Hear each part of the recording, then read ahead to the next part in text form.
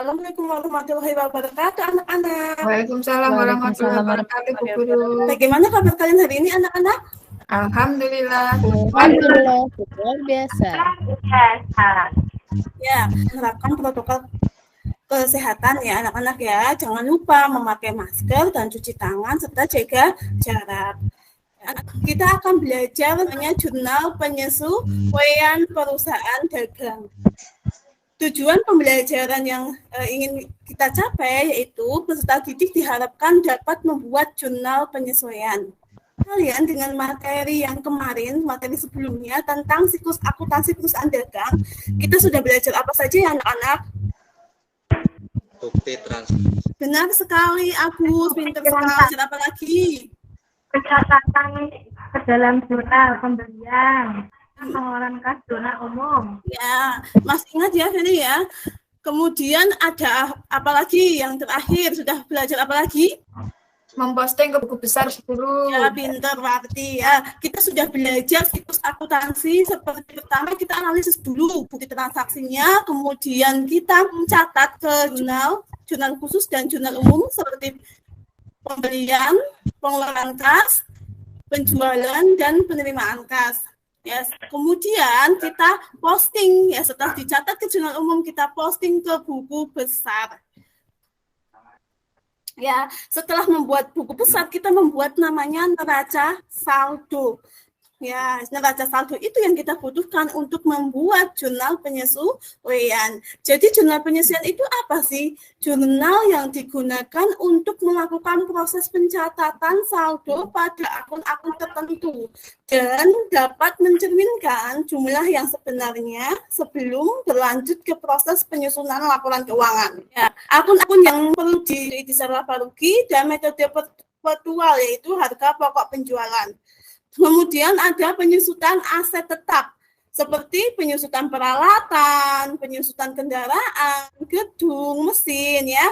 Aset tetap yang tidak disusutkan apa anak-anak? Tanah, Bu Guru. Ya benar. Kemudian yang ketiga ada beban dibayar di muka.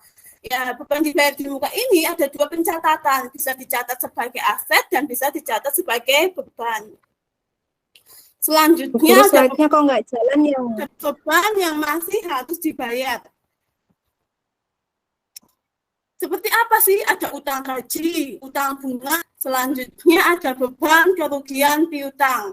Beban kerugian piutang itu ada dua metode langsung dan metode cadangan. Ya, metode cadangan ini menggunakan akun cadangan kerugian piutang. Yang selanjutnya pendapatan diterima di muka.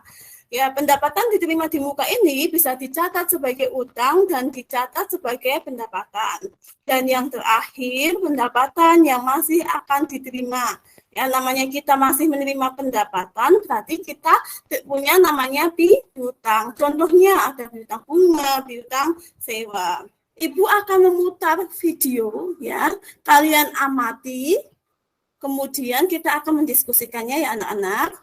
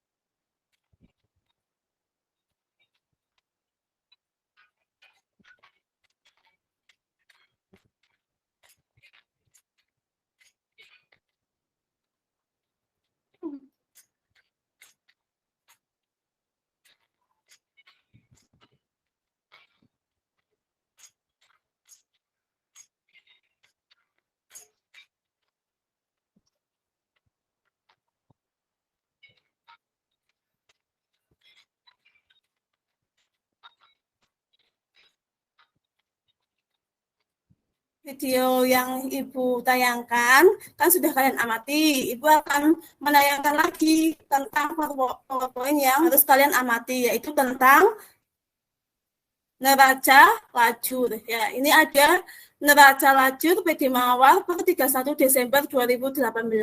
Ya, coba kalian amati, menurut kalian apa yang bisa kalian ambil atau kalian dapatkan informasinya.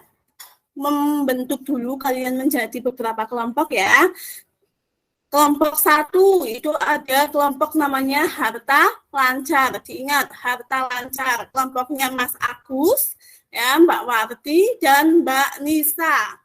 Kemudian kelompok 2 itu dinamakan aset tetap, ya, kelompoknya Tia, Taufik, dan Aini, ya, sama Santi, ya.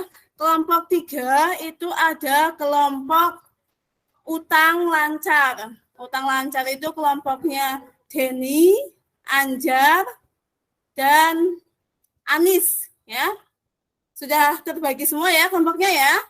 Ya, kalau sudah duduk dengan kelompok masing-masing, ayo amati video yang Ibu tayangkan tentang jurnal penyesuaian dan neraca lajur yang sudah Ibu tayangkan juga.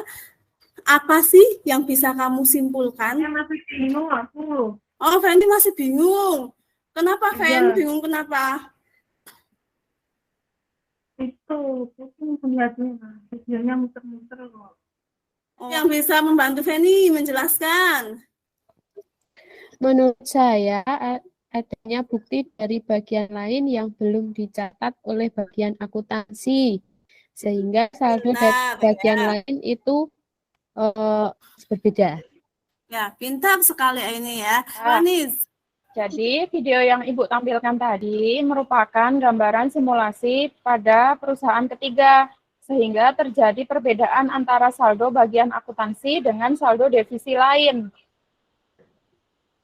Ya, betul sekali ya. Gimana? Belum penyesuaiannya kok kosong toh Bu. Ya. Mana mungkin Bu.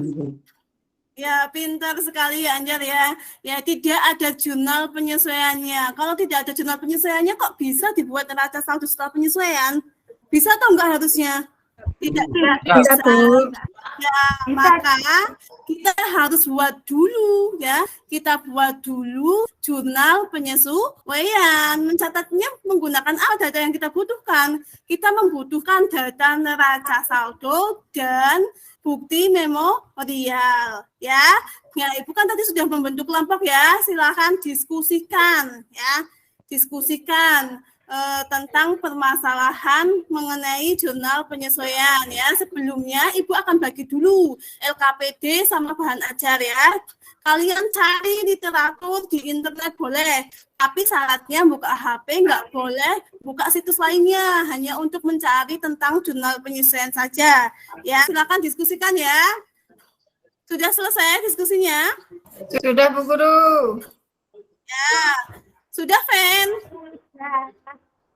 Ya, sudah. Kalau sudah, perwakilan kelompok harta lancar ya, silakan maju ke depan untuk presentasi. Siap, saya Bu. Benar, presentasikan Agus, Suwarti, dan Nisa ya, yang kelompok harta lancar. Siapa dulu tadi katanya Agus dulu. Silakan Agus. Siap, Bu. Halo teman-teman, perkenalkan kami dari kelompok harta lancar. Harta kami selalu lancar, tidak pelit. Kami dari kelompok akan presentasikan hasil diskusi dari kelompok kami untuk menyelesaikan masalah menganalisis jurnal penyesuaian. Kita dapat memperoleh informasi untuk mencatat jurnal penyesuaian dengan cara atau dari neraca saldo dan bukti memorial. Selain itu, kita harus memperhatikan pendekatan pencatatan apa yang akan kita gunakan. Pertama, kita lihat neraca saldo pada neraca saldo sebelumnya penyesuaian. Masalah yang kedua yaitu terdapat perlengkapan yang tersisa sebesar 1.800.000. Maka prosedur untuk mencatat akun perlengkapan yang pertama, kita lihat saldo perlengkapan pada neraca saldo yang menunjukkan angka 5.600.000. Hal ini menjelaskan bahwa perusahaan dalam mencatat akun perlengkapan menggunakan pendekatan aset karena transaksi pembelian perlengkapan dicatat pada akun perlengkapan yang bisa kita lihat dari neraca saldo. Kemudian kita lihat bukti memorial di mana tertulis perlengkapan yang tersisa sebesar 1.800.000. Maka kita harus menghitung terlebih dulu perlengkapan yang terpakai, yaitu dengan mengurangi saldo perlengkapan di neraca saldo dengan perlengkapan tersisa, sehingga dapat dihitung 5.600.000 dikurangi 1.800.000, maka dapat diperoleh beban perlengkapan sebesar 3.800.000. Sehingga jurnal penyesuaian yang akan dibuat menggunakan dua perkiraan, yaitu beban perlengkapan di sisi debit sebesar 3.800.000 dan perlengkapan di sisi kredit sebesar 3.800.000, sehingga saldo perlengkapan sebesar 1.800.000. Demikian presentasi dari kelompok kami. Mohon maaf jika ada kesalahan. Terima kasih. Ya, bagus sekali. Ayo kita berikan aplaus untuk kelompok harta lancar. Itu kan di bukti memorial ada perlengkapan yang tersisa sebesar berapa? 1.800.000.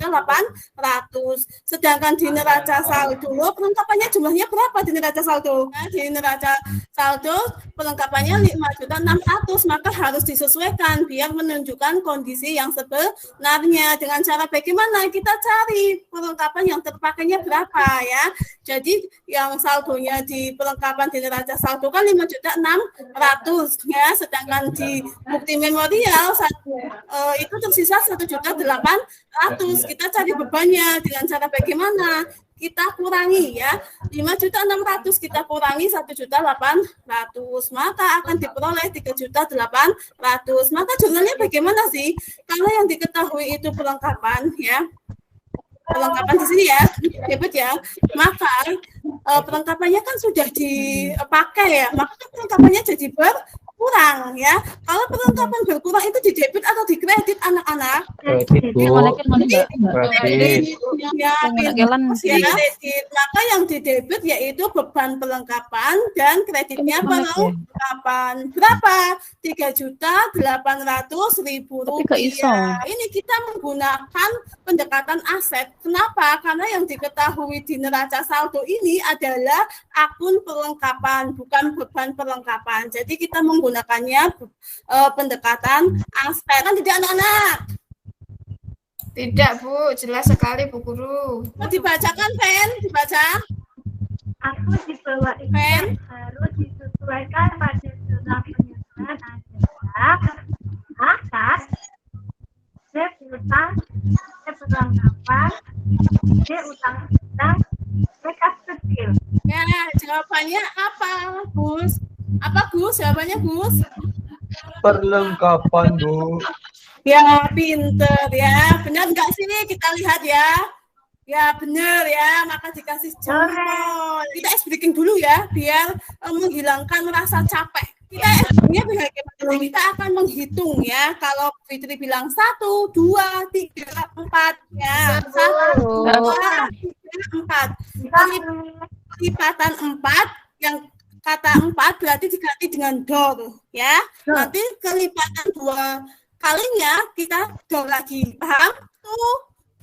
2, 3, dor.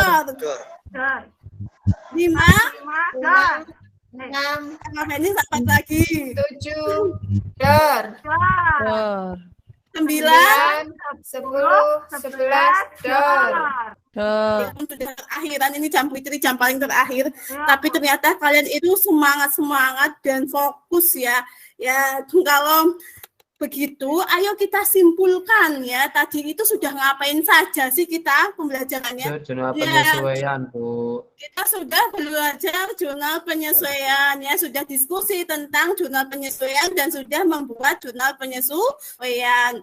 Untuk materi kalian minggu depan ya, kita akan belajar neraca lajur. Ya, diingat-ingat, dipelajari, dicari literaturnya di rumah ya. Kita perlu belajar akuntansi yang banyak, lebih teliti ya, dan tidak bisa dibohongin sama orang lain karena kita tahu tentang perhitungan. Ya, tetap semangat, tetap patuhi prokes ya, dan selalu jaga kesehatan ya. Jangan lupa ya, double ya.